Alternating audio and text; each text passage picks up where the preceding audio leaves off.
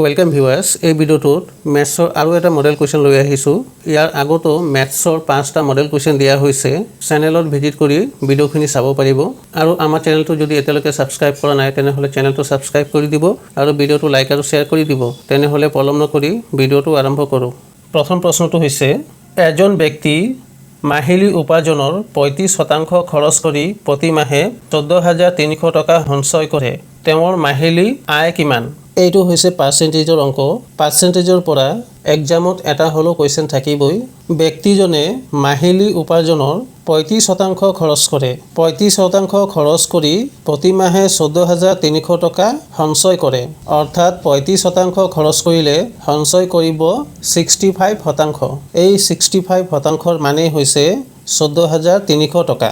65%ৰ মান হৈছে 14,300 টকা। তেনেহ'লে 100%ৰ মান হ'ব পূৰণ 100। 100ক 5 কাটিম 20, 65ক 5 কাটিম 13, 14,300ক 13ৰে কাটিম, 13 এগুণ 13, 14ৰ ইয়াত আছে 1 আৰু 3 13, 13 এগুণ 13, শূন্য দুটা আছে, দুটা শূন্য হ'ব। 1100 আৰু 20 পূৰণ কৰিম 22,000 টকা। উত্তৰ হৈছে 22,000 টকা, অপশ্যন বি।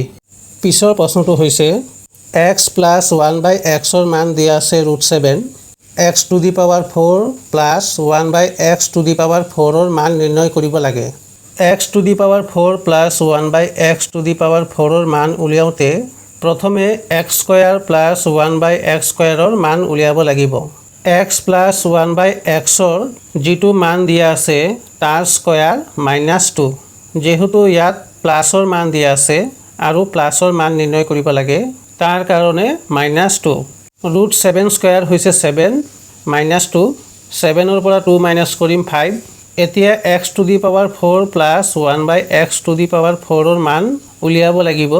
যেহেতু x² plus 1/x² মান পালোঁ 5, এই স্কয়াৰৰ মানটোক আকৌ স্কয়াৰ কৰিলে তেতিয়া পাৱাৰ 4ৰ মান পোৱা যাব। x² plus 1/x² মান হৈছে 5, 5² -2। 5² হৈছে 25, -2, 25ৰ পৰা 2 মাইনাছ কৰিলে হ'ব 23। উত্তৰ হৈছে 23, অপশ্যন চি।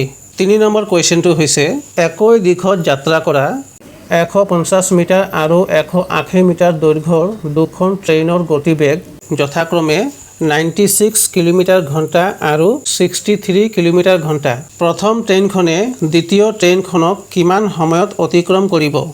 যেহেতু ইয়াত সময় নিৰ্ণয় কৰিব দিছে, তাৰ কাৰণে সময়ৰ ফৰ্মুলাটো এপ্লাই কৰিব লাগিব। সময় সমান দূৰত্ব ডিভাইডেড বাই গতিবেগ।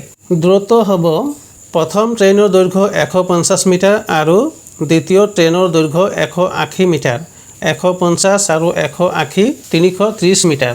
ট্ৰেইন দুখনৰ গতিবেগ হৈছে 96 কিলোমিটাৰ/ঘণ্টা আৰু 63 কিলোমিটাৰ/ঘণ্টা। যেহেতু ট্ৰেইন দুখনে একই দিশত যাত্ৰা কৰি আছে, তাৰ কাৰণে গতিবেগ মাইনাছ হ'ব। 96 - 63, 33 কিলোমিটাৰ/ঘণ্টা। এতিয়া এই 33 কিলোমিটাৰ/ঘণ্টাক মিটাৰ পাৰ ছেকেণ্ডত আনিব লাগিব। 33 কিলোমিটাৰক মিটাৰত আনিব হ'লে 1000 দ্বাৰা পূৰণ আৰু ঘণ্টাক ছেকেণ্ডত আনিব হ'লে 60 পূৰণ 60। গতিবেগৰ মান হৈছে 33 × 1000 ডিভাইডেড 60 × 60। 33 × 1000 থাকিব 8 চিনৰ তলত আৰু 60 × 60 হ'ব 8 চিনৰ ওপৰত। 0 0 কটাকটি কৰিম, 33 আৰু 33 কটাকটি কৰিম, 6 আৰু 6 পূৰণ কৰিম 36 ছেকেণ্ড। উত্তৰ হৈছে 36 ছেকেণ্ড, অপশ্যন এ। পিছৰ প্ৰশ্নটো হৈছে, কোনো এক মূলধন কিমান বছৰত শতকৰা 10% সৰল সুতত মূলধন দ্বিগুণ হ'ব? ইয়াত আমি সৰল সুতৰ ফৰ্মুলাটো এপ্লাই কৰিব লাগিব। সৰল সুতৰ ফৰ্মুলাটো হৈছে I = PRT ডিভাইডেড বাই 100। ইয়াত I হৈছে সৰল সুত, P হৈছে মূলধন, R হৈছে সুতৰ হাৰ, T হৈছে সময়। ইয়াত মূলধন দিয়া নাই, মূলধন উলিয়াব লাগে। মূলধন ধৰিম 100। এতিয়া মানখিনি বহুৱাই যাম। I হৈছে সৰল সুত, সৰল সুতৰ মান দিয়া নাই, সৰল সুতৰ মান হ'ব 100। যেহেতু মূলধন ধৰা হৈছে 100, এক নিৰ্দিষ্ট বছৰত 10% সৰল সুতত মূলধন হয় দ্বিগুণ। মূলধন দ্বিগুণ হ'লে 100 টকা মূলধন ধৰিলে 100ৰ দুগুণ হ'ব 200। সৰল সুত হ'ব 200 বিয়োগ 100, 100। তাৰ কাৰণে আয়ৰ মান হ'ব 100। P হৈছে মূলধন, মূলধন ধৰিলোঁ 100, আৰৰ মান হৈছে 10%, টিৰ মান উলিয়াব লাগে। 100 আৰু 100 কটাকটি কৰিম। 100 সমান 10 আৰু টি পূৰণ কৰিম 10t। 100ক 10ৰে কাটিম 10, সময় হ'ব 10 বছৰ। উত্তৰ হৈছে অপশ্যন চি। পিছৰ প্ৰশ্নটো হৈছে যদি কোনো আয়তক্ষেত্ৰৰ দৈৰ্ঘ্য 25% বৃদ্ধি কৰা হয় আৰু প্ৰস্থ 20% হ্ৰাস কৰা হয় তেন্তে আয়তক্ষেত্ৰৰ পৰিসীমা হৈছে। ইয়াত আয়তক্ষেত্ৰটোৰ দৈৰ্ঘ্য আৰু প্ৰস্থ দিয়া নাই। দৈৰ্ঘ্য ধৰিম 200 চেণ্টিমিটাৰ আৰু প্ৰস্থ ধৰিম 100 চেণ্টিমিটাৰ। আয়তক্ষেত্ৰৰ পৰিসীমাৰ সূত্ৰটো হৈছে 2 × L + B। ইয়াত L হৈছে দৈৰ্ঘ্য, B হৈছে প্ৰস্থ। দৈৰ্ঘ্য হৈছে 200 আৰু প্ৰস্থ হৈছে 100। 200 আৰু 100 300, 300ৰ লগত 2 পূৰণ কৰিম 600। পৰিসীমা হৈছে 600 চেণ্টিমিটাৰ। আয়তক্ষেত্ৰটোৰ দৈৰ্ঘ্য 25% বৃদ্ধি কৰিলে দৈৰ্ঘ্য হ'ব 250 চেণ্টিমিটাৰ আৰু প্ৰস্থ 20% হ্ৰাস কৰিলে প্ৰস্থ হ'ব 80 চেণ্টিমিটাৰ। এলৰ মান হৈছে 250, বিৰ মান হৈছে 80। 250 আৰু 80 যোগ কৰিম 330, 330ৰ লগত 2 পূৰণ কৰিম 660 চেণ্টিমিটাৰ। আয়তক্ষেত্ৰটোৰ দৈৰ্ঘ্য 25% বৃদ্ধি কৰিলে আৰু প্ৰস্থ 20% হ্ৰাস কৰিলে পৰিসীমা হৈছে 660 চেণ্টিমিটাৰ। বৃদ্ধি হৈছে 660 বিয়োগ 660 চেণ্টিমিটাৰ। বৃদ্ধিৰ শতাংশ হ'ব 600 চেণ্টিমিটাৰত বৃদ্ধি হৈছে 60 চেণ্টিমিটাৰ পূৰণ 100। 0 আৰু 0 কটাকটি কৰিম। 60ক 6ৰে কাটিম 10। উত্তৰ হৈছে 10% বৃদ্ধি, অপশ্যন ডি। 6 নম্বৰ প্ৰশ্নটোৰ সমাধান কৰিব লাগে। এই অংকটোৰ কাৰণে আমি a + b হোল স্কোৱাৰৰ ফৰ্মুলাটো এপ্লাই কৰিব লাগিব। a + b হোল স্কোৱাৰৰ ফৰ্মুলাটো হৈছে a² + b² + 2ab। ইয়াত 7 হৈছে a² + b² আৰু 2ab হৈছে 2√10। 7 সংখ্যাটোক 5 আৰু 2 এনেদৰে ভাঙিম। √5² + √2² অৰ্থাৎ a² + b²। 2ab হৈছে 2 × a হৈছে √5, b হৈছে √2। a² + b² + 2ab। a² + b² + 2ab হ'ব a + b whole square. a হৈছে √5, b হৈছে √2, √5 + √2 হোল স্কোৱাৰ। এতিয়া বৰ্গমূল কৰিম। √5 + √2 হোল স্কোৱাৰৰ বৰ্গমূল কৰিলে হ'ব √5 + √2। উত্তৰ হৈছে অপশ্যন বি। 7 নম্বৰ প্ৰশ্নটো হৈছে 1050 টকাত কোনো এটা সামগ্ৰী বিক্ৰী কৰিলে 30% লোকচান হয়। 30% লাভ কৰিবলৈ কি দামত বিক্ৰী কৰিব লাগিব? 1050 টকাত বিক্ৰী কৰিলে 30% লোকচান হয়। 30% লোকচান মানে কোনো এটা সামগ্ৰীৰ ক্ৰয় মূল্য 100 টকা হ'লে বিক্ৰী মূল্য হ'ব 70 টকা। 1050 পূৰণ 70/100। আকৌ কোৱা হৈছে যদি সামগ্ৰীটো 30% লাভ কৰিবলৈ হয় তেনেহ'লে সামগ্ৰীটো কি দামত বিক্ৰী কৰিব লাগিব?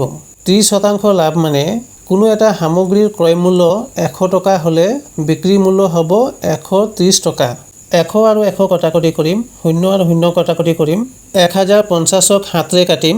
7 15 × 105, 0 এটা আছে, 0 এটা বহিব।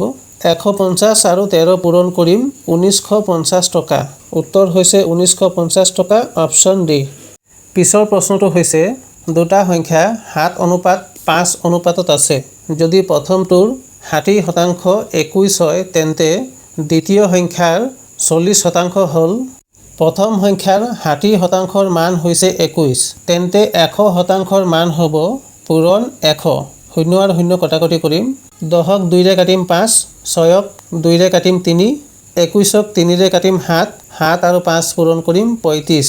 প্ৰথম সংখ্যাটো হৈছে 35। সংখ্যা দুটাৰ অনুপাত হৈছে 7:5। প্ৰথম সংখ্যাৰ অনুপাত হৈছে 7 আৰু দ্বিতীয় সংখ্যাৰ অনুপাত হৈছে 5। 7 অনুপাতৰ মান হৈছে 35, অৰ্থাৎ 7 ইউনিটৰ মান হৈছে 35। 1 ইউনিটৰ মান হ'ব 35 হৰণ 7, 5। দ্বিতীয় সংখ্যাৰ অনুপাত হৈছে 5। 1 ইউনিটৰ মান হৈছে 5, তেনেহ'লে 5 ইউনিটৰ মান হ'ব 5 পূৰণ 5, 25। দ্বিতীয় সংখ্যাটো হৈছে 25। দ্বিতীয় সংখ্যাটোৰ 40% হ'ব 25 পূৰণ 100/40। 100ক 25ৰে কাটিম 4, 40ক 4ৰে কাটিম 10। উত্তৰ হৈছে 10, অপশ্যন বি।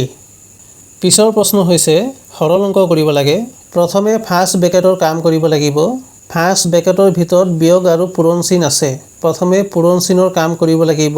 4 আৰু 6 পূৰণ কৰিম 24 43 ৰ পৰা 24 বিয়োগ কৰিম 19 এতিয়া থাৰ্ড ব্ৰেকেটৰ ভিতৰত আছে যোগ আৰু হৰণ চিন প্ৰথমে হৰণ চিনৰ কামটো কৰিব লাগিব 19ক 19 ৰে হৰণ কৰিম 1 25 ৰ লগত 1 যোগ কৰিম 26 28 ৰ পৰা 26 বিয়োগ কৰিম 2 উত্তৰ হৈছে 2 অপচন এ আৰু আজিৰ ভিডিঅ'ৰ অন্তিমটো প্ৰশ্ন হৈছে 1 ৰ পৰা 60 লৈকে অযুগ্ম সংখ্যাৰ গড় হৈছে 1 ৰ পৰা 60 লৈকে অড নাম্বাৰৰ এভাৰেজ কিমান হ'ব উলিয়াব লাগে 1 ৰ পৰা 60 লৈকে মুঠ অযুগ্ম সংখ্যা হ'ব 30টা অযুগ্ম সংখ্যাৰ যোগফল নিৰ্ণয় কৰা ফৰ্মুলাটো হৈছে n স্কয়াৰ ইয়াত n হৈছে মুঠ অযুগ্ম সংখ্যা 1 ৰ পৰা 60 লৈকে মুঠ অযুগ্ম সংখ্যা হৈছে 30টা 30 স্কয়াৰ হ'ব 900 1 ৰ পৰা 60 লৈকে অযুগ্ম সংখ্যাৰ যোগফল হৈছে 900 যেহেতু এভাৰেজ নিৰ্ণয় কৰিব লাগে অযুগ্ম সংখ্যা হৈছে 30টা 900ক 30 ৰে হৰণ কৰিব লাগিব 900ক 30 ৰে হৰণ কৰিলে হ'ব